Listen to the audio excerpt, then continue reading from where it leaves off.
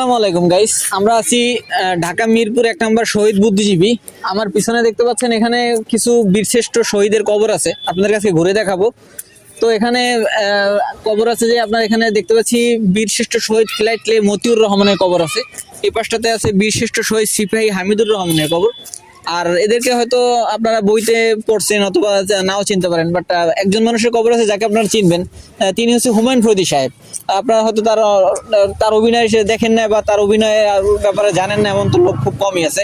তো তার কবরটাও ভিতরে আছে, আমরা আপনাদেরকে দেখাবো। তো চলুন, আসুন আমরা ভিতরে যাই।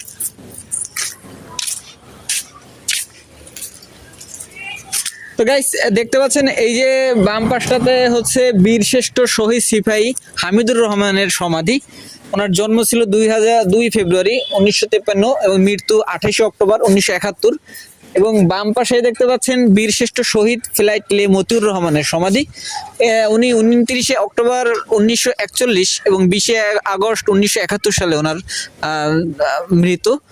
তো ওনার ব্যাপারে এখানে লেখা আছে, যখন বুকের রক্ত লিখেছেন একটি নাম বাংলাদেশ, যখন মতিউর রহমান। তো ওনারা হয়তো যখন দেশ স্বাধীন করা হয়েছে তখন ওনারা যুদ্ধের সময় শহীদ হয়েছে, এই জন্য ওখানে কবর। এখানে যারা আছে ম্যাক্সিমামই শহীদ। তো আরো ভিতরে আছে হুমায়ুন ফরিদী সাহেবের কবর। তো চলুন আমরা ভিতরে যাই। তো গাইস, এখানে অনেক বড় বড় নামী ব্যক্তিদের কবর। আসলে এখানে যারা এমনি মানুষ, সাধারণ মানুষ, তাদের কবর এখানে নাই। এটা একটু আলাদা স্পেশালি জোন। ওপাশে আরো অনেক গণকবর আছে গাইস। তারপরে আরো এমনিতে অনেক অনেক মানুষের এমনি কবর আছে। বাট এই জায়গাটু যেটু রাউন্ড করা, ওই যে এতটুকু জায়গা শুধু হচ্ছে যে কিছু ভালো ভালো ব্যক্তিদের কবর। তো চলুন, ওই যে সামনে হুমায়ুন ফরিদী সাহেবের কবর।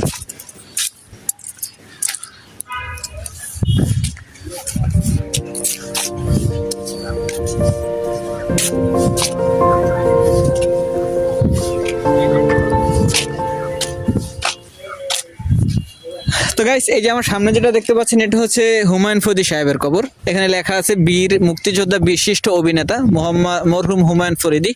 তো উনি একজন খলনায়ক ছিলেন। ওনার ওনার আপনারা ওনার অভিনয় অনেকেই দেখছেন। ওনার অনেক কিছু ডায়লগ ছিল যেগুলো খুবই ভাইরাল। তো উনি এখানে শহীদ হয়ে এখানে মৃত্যুবরণ আছে। ওনার এখানে লেখাই আছে মুক্তিযোদ্ধা, উনি মুক্তিযোদ্ধা ছিলেন একজন। তো গাইস, আপনাদেরকে ঘুরে দেখালাম। এখানে আরো অনেক কবর আছে, সবাইকে আমরাও চিনি না। প্রত্যেকের কবরের সামনে এখানে নাম লেখা আছে।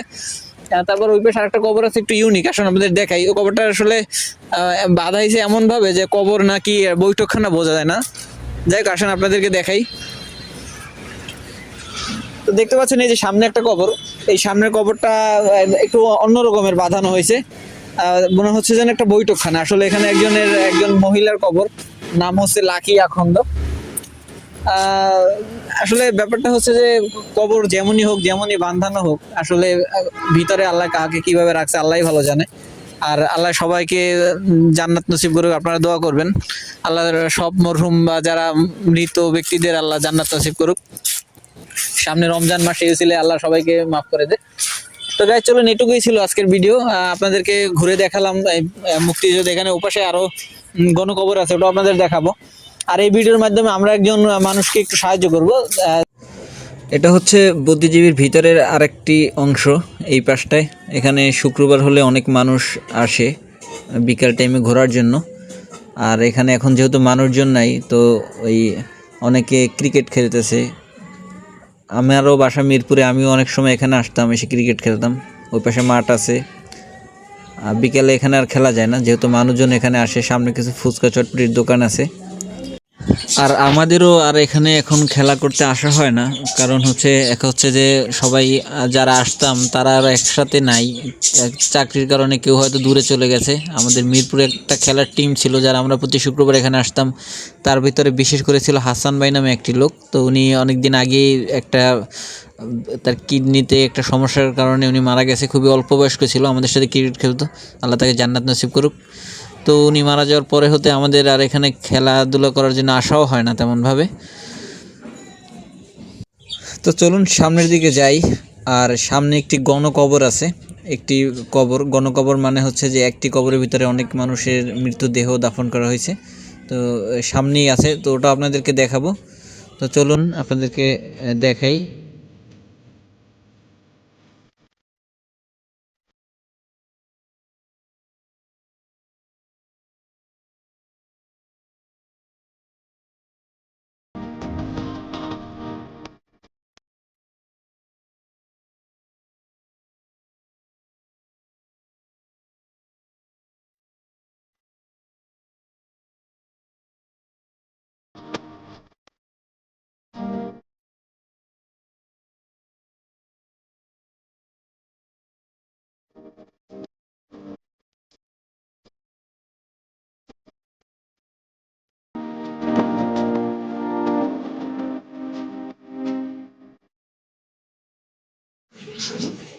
তো গাইস, এটা হচ্ছে সেই গণকবর।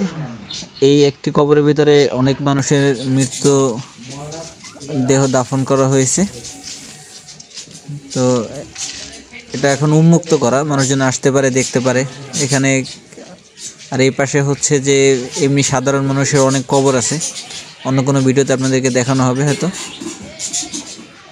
আর এখানে বাচ্চারা খেলাধুলা করতেছে, তো ওই জন্য এখানে বসে আছে এটার উপরে। এই যে এখানে লেখা আছে গণকবর।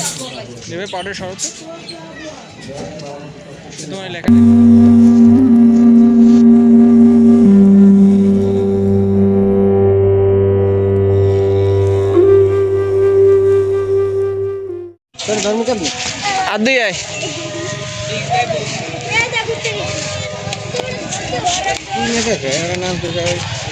তুই লাভ হয় কি জানি, মেন না ধরে নাই।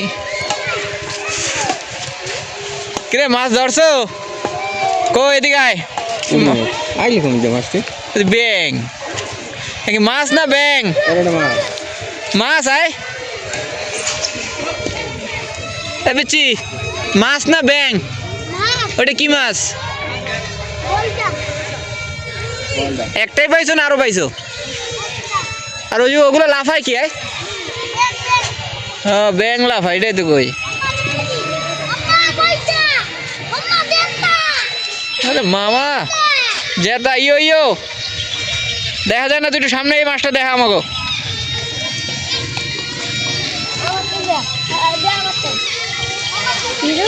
হ্যাঁ তোকে ভিডিও করতেছি। যে কি মাছ? তোরা মাছ মাছ ধরছো? কি মাছ এটা? নাম কি? নাম জানো? পয়সা মাছ। হ্যাঁ যাক ধর, আজকে তোকে খাওয়ার হয়ে গেছে। এটা হচ্ছে এক নজরে পুরো বুদ্ধিজীবীর ভিতরে পুরো আয়তনটা দেখা যাচ্ছে। এখানে এখানে একটা ছোট পাহাড়ের মতো আছে, পাহাড়ের বসে আপনাদেরকে ভিডিও করে দেখাচ্ছি আর কি পুরো বুদ্ধিজীবীর এরিয়াটা।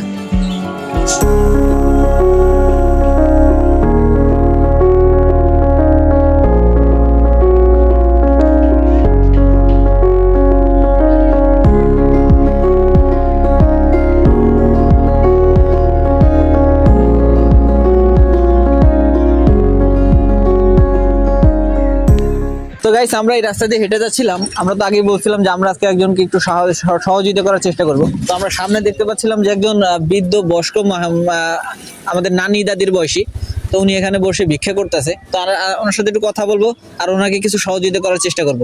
তো আসেন আমরা ওনার সাথে কথা বলি। তো গাইস, এই যে উনি একজন বৃদ্ধ মহিলা, উনি এই শীতের দিন এখানে বসে, আমরা ওনার সাথে কথা বলি। তো কাকি, আপনার বাসা কি এদিকে? দুপুরে ভাত খান নাই? না ভাত খান নাই? এই নাই আজকে? আপনি কি প্রতিদিন এরকম বের হন? প্রতিদিন যাই না, সেদিন একটু ভালো লাগে বাবা, যাই না রে যাই। আর ছেলে আপনারে খোঁজ খবর নেয় না, খাওয়ায় না? না হে পাগল হচ্ছে, মাথা পাগল হয়ে কই কই যায় না বাবা, খবর নেই। তো ছেলে কি করে? এমনি করে কি কাজ বাজ করে? কি কাজ বাজ করে না? বিয়ে করছে? না। এই বয়স কত? বড় ও বড় ছেলে? ও মাথা চুলমুল বাচ্চা গেছে, দাঁত নাই। ও আচ্ছা। আর আপনার গ্রামের বাড়ি কই? আমার গ্রামের বাড়ি চাঁদপুর। চাঁদপুরে? বাড়িঘর নাই? না। ওই বাসা ভাড়া দিয়ে থাকেন? ও ও আচ্ছা। এটা সিঁড়ির তলে, এই বিল্ডিং এর সিঁড়ি আছে না, এই সিঁড়ির তলে। সিঁড়ির তলে? ভাড়া দেন কত? ভাড়া অন্তত দেই না। দেন না, এমনি ফ্রিতে থাকেন? এই আজ 2 দিন ধরে গেছি, মানে শীতের জন্য অন্যান্য কাটতে দিই না কোনো। আচ্ছা। তো এই আপনি এমনি প্রতিদিনে কয় টাকা পান আনুমানিক? পাই যেদিন বাবা কপাল ভালো, সেদিন 500 পাই, কোনোদিন 300 পাই, আর যাতে 200 পাই। আপনার এই টাকা পাইলে কি আবার ছেলে নিয়ে যায়? না, আপনারটা আপনি চলাফেরেন, আপনি এখানে এই যে কত টাকা পাইছেন দেখি? 10 দিয়ে দেখো কয় টাকা পাইছে কাকি। এই এই 1 টাকা 2 টাকা কল চলে এখন? তো নেয় না মনে হয় দোকানে? নেয়? কি তেমন দেয় কি করবো বাবা। আর 10 টাকা ছিল, 10 টাকা 2 টাকা আছে। তো গাইস, ওনার বাড়ি হয়েছে চাঁদপুরে। আসলে উনি অনেক গরিব মানুষ, বাড়িঘর নাই, ছেলে আছে, ছেলে ওইভাবে দেখাশোনা করে না। না, ওই নিজেরই চিনি না। নিজেরই করে না? না আপনারা দেখাশোনা করবে কি? গোসল করে না, খায় না, লয় না, যায় না, খুঁজে হ্যাঁ না, খুঁজে তাই এই শীতকালে আর কি। তা আপনার ভালো লাগে প্রতিদিন এরকম যে বের কষ্ট হয় না? বাবা তোমার মায়ের তোমাকে দুঃখ বুঝি, আমার তো দুঃখ বুঝি না বাবা, কেউ নাই। কোন কষ্ট কি লাগে কি না লাগে তো এটা তুমি বুঝো। আমাকে নানি মায়ের যে আটটা চলে খাইতে পারি, আটতে পারি, তারও যদি তোর দোকান থাকে তো একটু আদর দেয়, তারও যদি বাট না তো বাবা আজকে সকালে খাইছেন? মায়ও তো তোমাকে এত কষ্ট করে পালছে, তোমাকে মায়ও না আগে যদি দুদিন বাট না যাও তো তোমার মা কেমন করে? সকালে খাইছেন? না করে কিছু কাজ নাম একজনে খালি দুটা লুটি খাওয়াইছে, আদার খিদে লাগে না? খিদে লাগলে কি করি?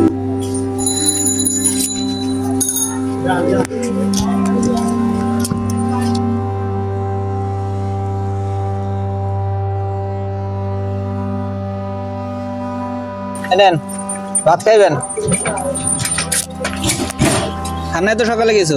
না বাবা ওটা দুটা লুটি খাওয়াইছে।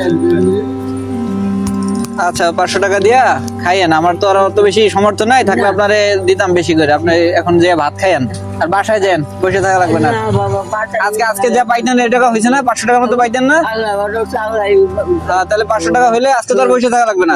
যান তাহলে বাসায় চলে যান। যাই বাবা, আল্লাহ তো ভালো থাকতো। যান আর এখানে বসে থাকেন না, হ্যাঁ? বাবা বলেছে এই নাও।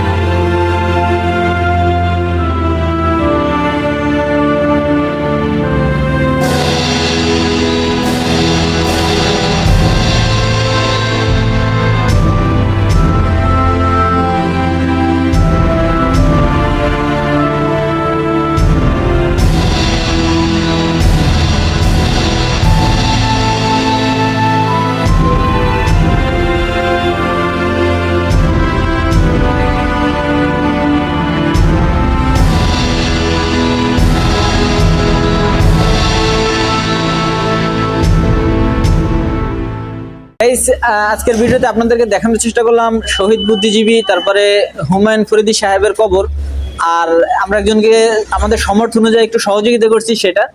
তো আপনাদের আবার দেখা হবে নতুন কোনো ভিডিওতে, সেই পর্যন্ত আমাদের সাথে থাকুন। এবং আমাদের নতুন চ্যানেল, আমরা নতুন ভিডিও করা শুরু করছি, আমাদেরকে যদি একটু ফলো এবং ভিডিওটা শেয়ার করতেন তাহলে আমরা উপকৃত হতাম।